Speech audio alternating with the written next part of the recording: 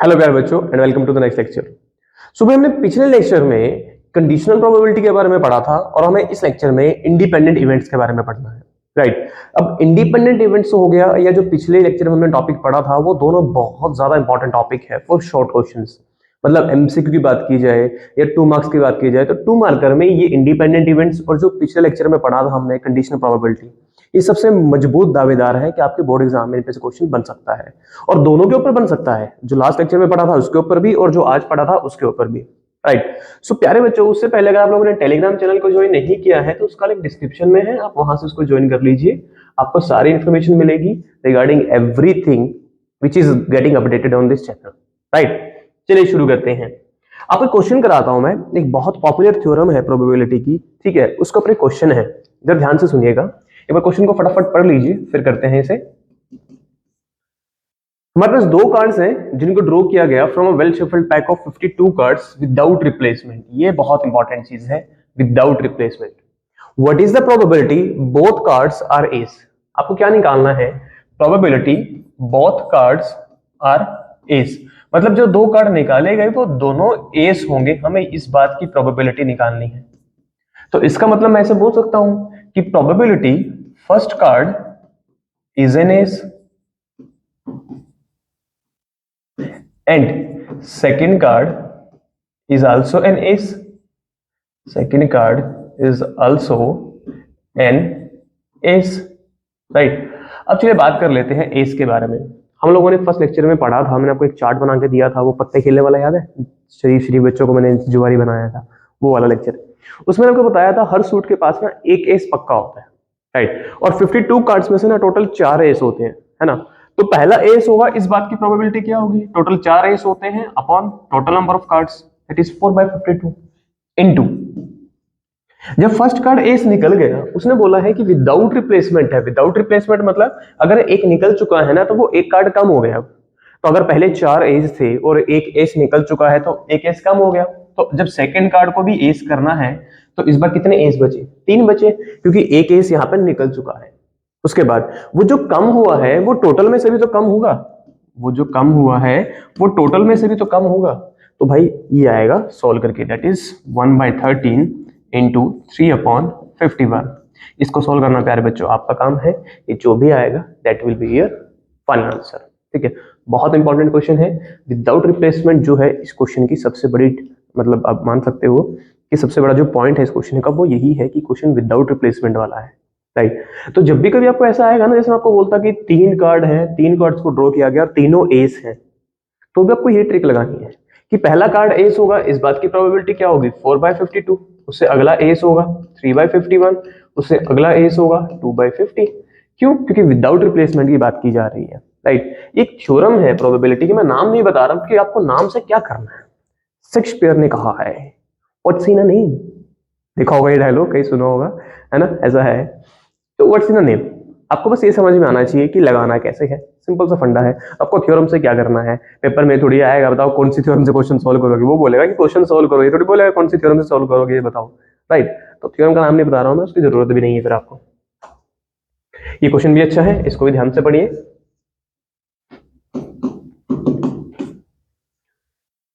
3 cards हैं, उनको draw किया गया सक्सेसिवली। सक्सेसिवली का मतलब होता है एक के बाद एक के बाद एक। From a pack of 52 cards without replacement, what is the probability first 2 cards are king? हमें निकालनी है probability first and second card are kings। First और जो सेकंड है वो किंग्स होंगे and third card is an S. जो third card होगा वो एस होगा, इस बात की प्रोबेबिलिटी हमें बतानी है। चलो बात कर लेते हैं। हमें पता है कि 52 में से किंग्स की बात की जाए तो 4 किंग होते हैं, है ना? तो पहले वाला जो किंग निकलेगा, first card is a king, 4/52। 4 king होते हैं, टोटल कितने हैं? 52। क्योंकि विदाउट रिप्लेसमेंट है तो एक किंग निकल गया तो सेकंड भी किंग होगा, इस बात की प्रोबेबिलिटी क्या होगी? 3/51। चलो भाई, सेकंड भी किंग हो गया, थर्ड को एस करना है फिर हमें। अब थर्ड एस होगा तो एस कितने बचे पड़े हैं? तो 4 एस बचे पड़े हैं, लेकिन टोटल में से तो 2 कार्ड कम हो गए ना, एक यहाँ चला गया एक यहाँ चला गया, तो ये कितना बनेगा? 4/50। Right, so that will be 1/13 into 3/51 into 2/25। इसको सॉल्व कर लीजिए, जो भी आएगा that will be your final answer, right. तो यहाँ पे क्वेश्चन में सबसे बड़ी बात फिर से यही है कि विदाउट रिप्लेसमेंट की बात हो रही है, और जब विदाउट रिप्लेसमेंट की बात होगी और दो सेम सेम चीजें निकलेंगी तो पहले तो जितने हैं टोटल उतने और एक कम, और टोटल में से तो कम डेफिनेटली होना ही है, चाहे सेम सेम चीजें निकालो या अलग अलग निकालो। एक बार एक चीज निकल गई तो टोटल में से एक कम हो जाएगा। This is very very important question, but मतलब बहुत ज्यादा इंपॉर्टेंट क्वेश्चन है। अगेन ये भी उसी थ्योरम पे है, बट हमें क्या करना है, शेक्सपियर ने कहा है वो शीना नहीं, है ना, क्या करना है हमें उस चीज से। ये टॉपिक है आज का जो सबसे इंपॉर्टेंट है और जिसके ऊपर क्वेश्चन बनता ही बनता है।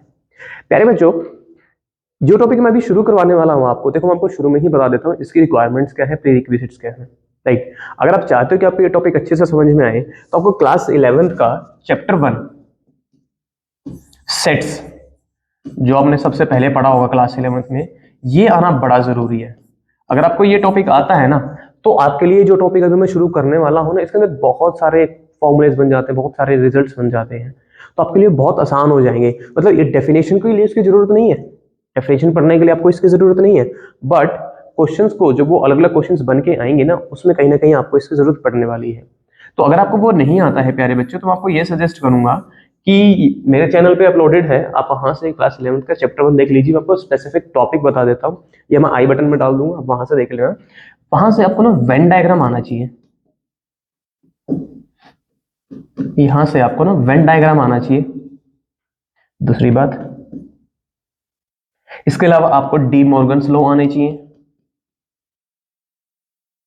तब आप इसको अच्छे से कर पाओगे। आपको कॉम्प्लीमेंट ऑफ अ सेट पता होना चाहिए, क्या होता है, कैसे निकालते हैं। ये कुछ बेसिक सी बातें हैं जो इस टॉपिक में आपको यूज होंगी, राइट। और आपको ये सारी चीजें अच्छे से आनी चाहिए, तभी आपको ये टॉपिक अच्छे से समझ में आएगा। मतलब आपको डेफिनेशन समझ में आ जाएगी, बट जो घुमा फिरा के क्वेश्चंस आएंगे ना, वो आपको समझ में नहीं आएंगे। तो आपको चैप्टर 11 के ये टॉपिक्स आना बड़ा जरूरी है, तभी आप इसको अच्छे से समझ पाओगे। चलिए बात कर लेते हैं इंडिपेंडेंट इवेंट्स के बारे में, कि इंडिपेंडेंट इवेंट्स क्या होते हैं। देखो नाम में ही छुपा है इंडिपेंडेंट इवेंट्स, ऐसे इवेंट्स जिनको एक दूसरे से कोई फर्क नहीं पड़ता। मतलब अगर एक इवेंट ए है और एक इवेंट बी है, ए को बी के होने से फर्क नहीं पड़ता है और बी को ए के होने से कोई फर्क नहीं पड़ता है। मतलब अगर मैं बात करूँ कि भाई दो इवेंट्स इंडिपेंडेंट कब होंगे, तो भाई दोनों के होने की जो प्रोबेबिलिटी है ना, वो दूसरे पे डिपेंड नहीं करेगी, वो खुद पे ही डिपेंड करेगी, राइट। मतलब दोनों के होने की प्रोबेबिलिटी, मतलब probability of A intersection B. इसका क्या मतलब होता है, ए इंटरसेक्शन बी का मतलब अगर आपको पता है तो अच्छी बात है, नहीं तो मैं बता देता हूं। ए इंटरसेक्शन बी का मतलब क्या है, both A and B, both A and B. ये एक ऐसा इवेंट है जिसमें ए और बी दोनों की इकट्ठी बात हो रही है, साइमल्टेनियसली बात हो रही है, ठीक है, वन आफ्टर द अदर भी आप बोल सकते हो इसको। तो अगर वो दोनों इंडिपेंडेंट है ना, तो probability of A intersection B क्या होगा, probability of A into probability of B, right. अगर वो इंडिपेंडेंट है तो ए इंटरसेक्शन बी की प्रोबेबिलिटी क्या होगी, ए की प्रोबेबिलिटी इंटू बी की प्रोबेबिलिटी। आप उल्टा भी कर सकते हो इसको, कोई प्रॉब्लम नहीं है। आप पहले बी की प्रोबेबिलिटी निकाल दो, फिर ए की निकाल लो, कोई फर्क नहीं पड़ने वाला आपके आंसर में, राइट। आपके आंसर में इस चीज से कोई फर्क नहीं पड़ेगा। आप चाहे जिस मर्जी के पहले प्रोबेबिलिटी निकाल दो, आंसर विल नॉट चेंज। तो ये प्रॉपर डेफिनेशन है, आई कैन से, कि इंडिपेंडेंट इवेंट्स क्या होते हैं।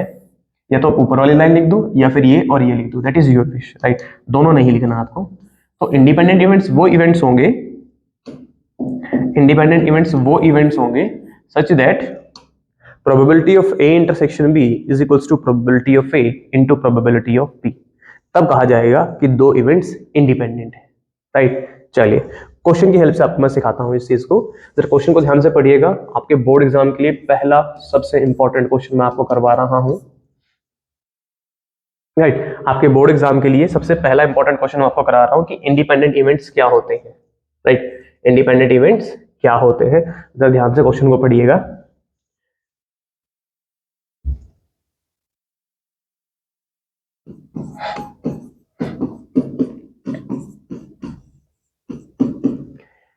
ए की प्रोबेबिलिटी क्या होगी, हमें बात करनी है। ए कौन सा इवेंट है, नंबर इज इवन।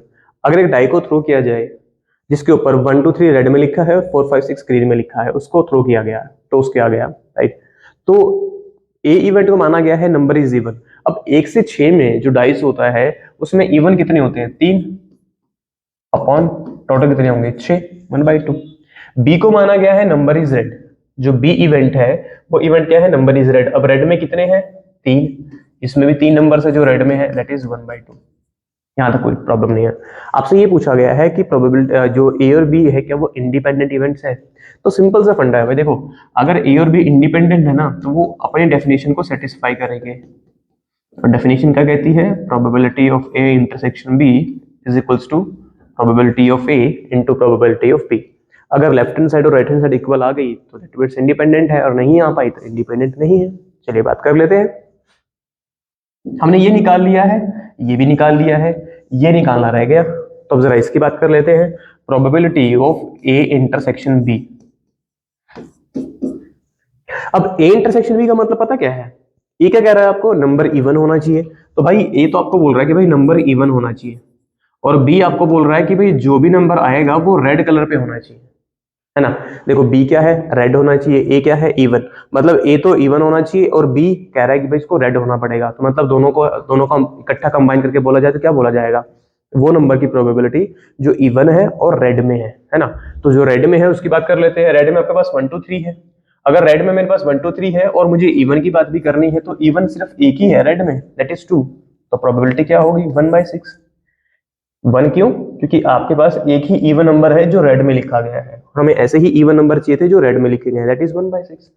देख लो जरा, इक्वल तो नहीं आ रहा है ना उस डेफिनेशन के हिसाब से, which is not equals to probability of A into probability of B, क्योंकि इन दोनों को मल्टीप्लाई किया जाएगा तो 1/4 आएगा, है ना। सो A and B are not independent events. A and B are not independent events. चल, A and B are not independent events। बहुत ज्यादा इंपॉर्टेंट क्वेश्चन है आपके बोर्ड एग्जाम के लिए ये वाला, बहुत ज्यादा, ठीक है। चलिए अगर ध्यान से देखिएगा, कुछ रिजल्ट है, मैं आपको इन्हीं रिजल्ट्स की बात कर रहा था। अगर आपको ये करना है तो ये रिजल्ट आपको ज्यादा अच्छे से समझ में आएंगे अगर आपको क्लास 11th का वेन डायग्राम आता है तो। मैं आपको ऊपर वाला रिजल्ट समझाता हूं कि आपको करना कैसे है, जरा ध्यान से देखिएगा। एक बार प्रूफ कराता हूं मैं आपको, एक बार आप स्टेटमेंट पढ़ लीजिए।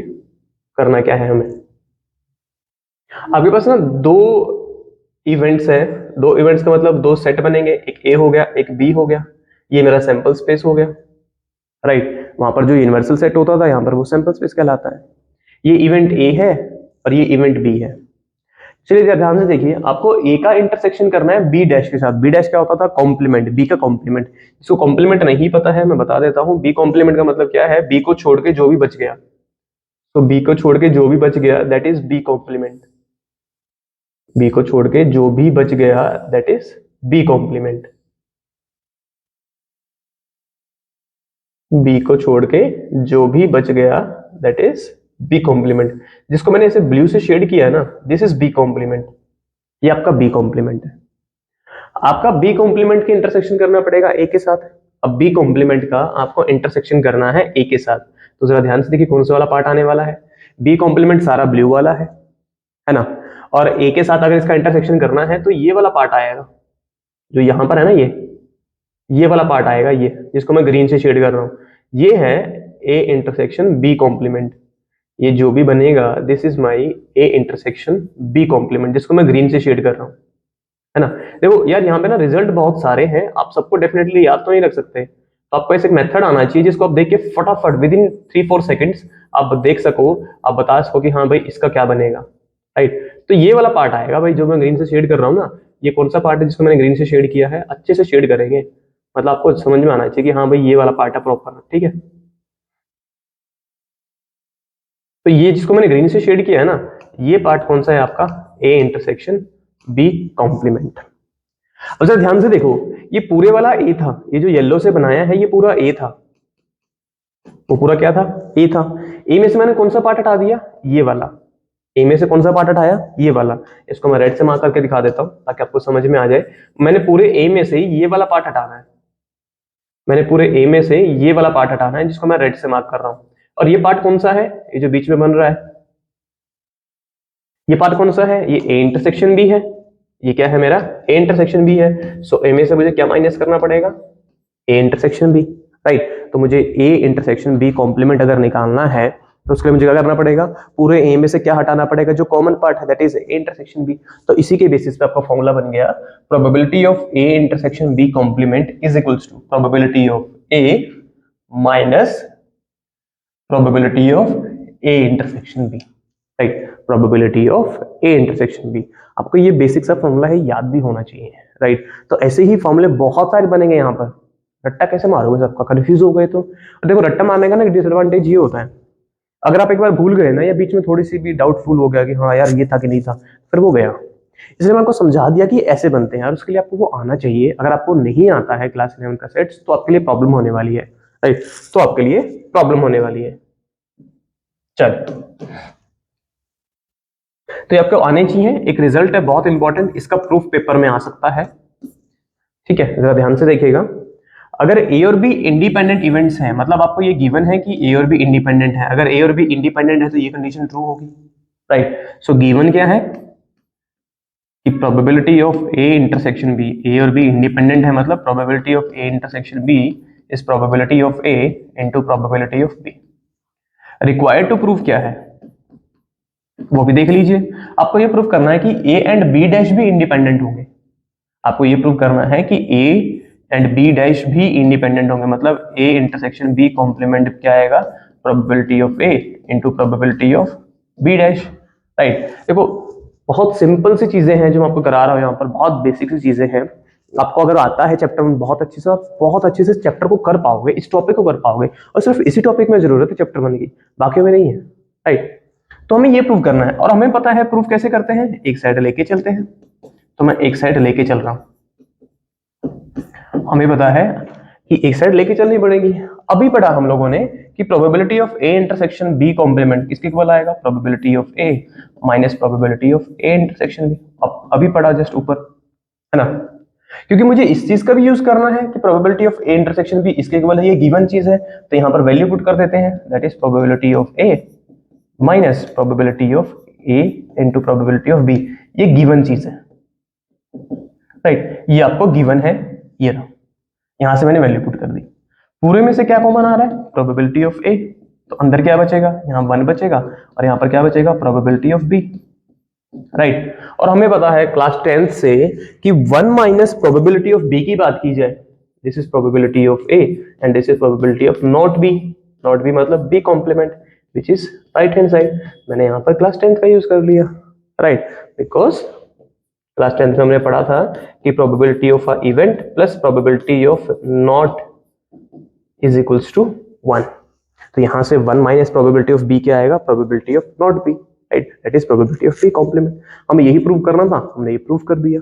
बहुत इंपॉर्टेंट रिजल्ट है आप लोगों के लिए, एग्जाम में आ सकता है, बोर्ड में ये वाला भी, ठीक है। चल आगे चलते हैं, ये नेक्स्ट क्वेश्चन है, जरा ध्यान से देखिए इसको।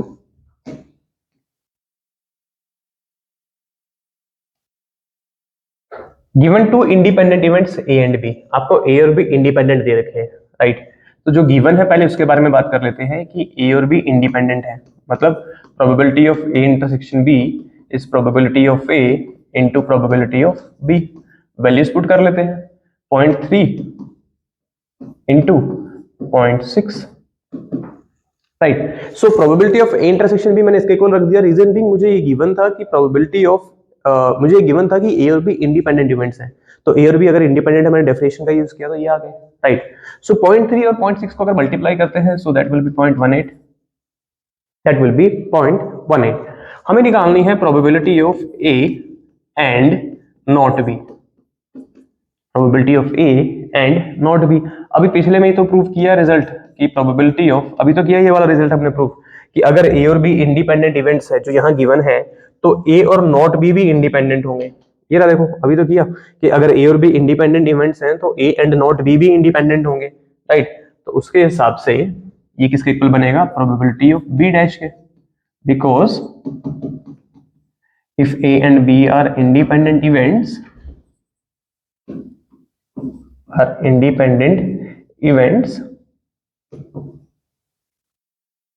that implies A and not B are also independent events. सबकी वैल्यूज है यहाँ पुट कर सकते हैं, या आप चाहते हो कि जो पिछले वाले का प्रूफ है आप उसको वैसे भी कर सकते हो। आप चाहते हो पिछले वाले की तरह करना है तो इसकी वैल्यू पुट कर सकते हैं, अगर आप चाहते हो नहीं करना है तो आप इसको पूरे का प्रूफ भी लेके कर सकते हो, right. That depends upon you, आप इसका पूरे का प्रूफ करना चाहते हो या कैसे करना चाहते हो, मैं दोनों तरीके कर देता हूँ, ठीक है।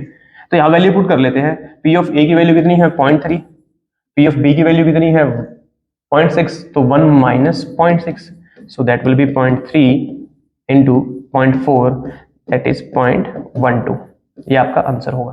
आप चाहते हो पिछले की तरह प्रूफ करना प्रॉपर, तो मैं इसका यूज करूंगा, फिर मैं इसका यूज करूंगा यहाँ पर, ठीक है, जो मैंने भी निकाला है, क्योंकि हमने भी प्रूफ किया पीछे की probability of A intersection not B कैसे निकालेंगे, probability of A minus probability of A intersection B, और ये आपको दे रखा है कि ये इंडिपेंडेंट है, so that is probability of A minus probability of A into probability of B. Probability of A common आ जाएगा, that is 1 minus probability of B, देख लो वही बन रहा है सेम, वैल्यू पुट कर दो, आंसर आ गया आपका। तो आप जिस मर्जी वे में करना चाहो, दैट डिपेंड्स अपॉन यू, आप डायरेक्ट रिजल्ट लगाना चाहते हो या आप ऐसे करना चाहते हो, ये एक मेथड है, ये दूसरा मेथड है, दैट डिपेंड्स अपॉन यू कि आप करना कैसे चाहते हैं, राइट। चलो, ये आपका होमवर्क है, कुछ क्वेश्चंस हैं मैं आपको बता देता हूं जो बहुत इंपॉर्टेंट है एनसीईआरटी के, राइट। जैसे इसमें से मैं आपको जो क्वेश्चन करा दिया मैं वो भी बता देता हूं, और जो आपको करने हैं मैं आपको वो भी बता देता हूं, जो आपके लिए ज्यादा इंपॉर्टेंट है, राइट। चलिए सेकेंड क्वेश्चन, और यहां से फोर्थ और फिफ्थ, ये सच में बहुत इंपॉर्टेंट क्वेश्चंस आप लोगों के लिए, ठीक है। आगे चलते हैं,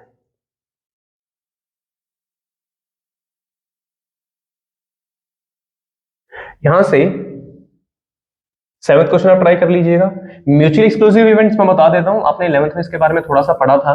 दो इवेंट्स की म्यूचुअल एक्सक्लूसिव तब बोला जाएगा अगर उनके इंटरसेक्शन की प्रोबेबिलिटी 0 आ जाए, मतलब ए और बी अगर दो इवेंट्स हैं उनको म्यूचुअल एक्सक्लूसिव तब बोलेंगे अगर उनके इंटरसेक्शन की प्रोबेबिलिटी 0 आ जाए, अगर ऐसा है तो हम बोलेंगे कि वो दो इवेंट्स म्यूचुअल एक्सक्लूसिव हैं, राइट। उसके बाद आप 9th क्वेश्चन कर लीजिएगा। क्वेश्चन तो आपको सारे करने हैं, बट ये ज्यादा क्वेश्चंस जो है ना आपकी, ये जो क्वेश्चंस हैं ये वाले, ये आपके चैप्टर 1 पे बेस्ड है, क्लास 11th वाले, वहां से करोगे तो आपके लिए ज्यादा फायदेमंद चीजें होंगी, राइट। चलिए, ये क्वेश्चन भी अच्छा है, मतलब इस चैप्टर के ना सारे क्वेश्चन एक्सरसाइज के क्वेश्चन सारे अच्छे हैं, ठीक है। ये जो 14th क्वेश्चन है ना, ये तो बहुत ज्यादा इंपॉर्टेंट है भाई, जो 14th क्वेश्चन है ना, ये तो बोर्ड में आएगा, ये बोर्ड में आएगा, राइट, और मैं भी कराऊंगा इसको 14th को, और ये बोर्ड में भी आएगा, बात समझ में आ रही है, बहुत ज्यादा इंपॉर्टेंट क्वेश्चन है ये वाला। तो यहाँ पर ठीक है, सारे क्वेश्चंस आप एक बार ऊपर ऊपर से देख के प्रैक्टिस कर सकते हो, सारे नहीं कर रहे तो कुछ एक्सरसाइज कर सकते हो और आपकी एक्सरसाइज पूरी हो जाएगी, राइट। सो इस टॉपिक में ना इतना ही है, ठीक है प्यारे बच्चों। हम लोग मिलेंगे फिर एक नेक्स्ट लेक्चर में नेक्स्ट टॉपिक के साथ। इस चैप्टर के जितने भी मोस्ट इंपॉर्टेंट क्वेश्चन है मैं उसका भी एक लेक्चर बनाऊंगा, ताकि आपके वो सारे क्वेश्चंस भी कवर हो जाए मोस्ट इंपॉर्टेंट वाले, राइट। हम मिलेंगे फिर नेक्स्ट लेक्चर में, तब तक के लिए thank you, goodbye and take care.